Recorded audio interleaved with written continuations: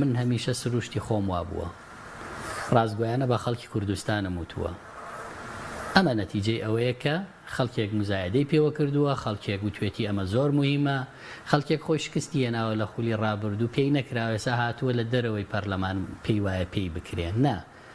من پێم وایە خەڵکی ئەمە موچەیەوێ معاناتی هەیە مزایدەی ناوێ مزایدە گیرفانی ئەو پڕ ناکە باش بەزوو خۆتان هەر شتێک بکرێ بۆ گواستنەوەی ڕاستەخۆی موچە دەیکەن وەکو ڕێکاری پەرلەمانی ئەوەی کە لە لەستان بێت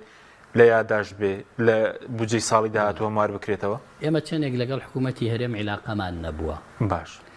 بەڵام لەبەر خاتری موچەی خەڵکی کوردستان بە یەکدەنگی داوای قەرزمان کردووە باش لە پێناوی چییە؟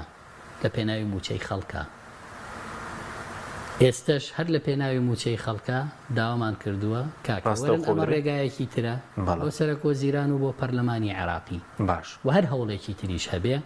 ئێمە لێی ناوەستین لە ساڵی ئایندەش هەوڵمان هەیە هەم بۆ تعدیلی قانونی موازنە تا موچەی موچەخۆران جیا بکەینەوە لەم وەزعە هەم پێشنیارێکی ترمان هەیە مناقەلە بکرێت لە هەندێک لە ناو موازنە تاکو ئەگەر بە تعدیل پێمان نەکرا بە گواستنەوەی هەندێک باب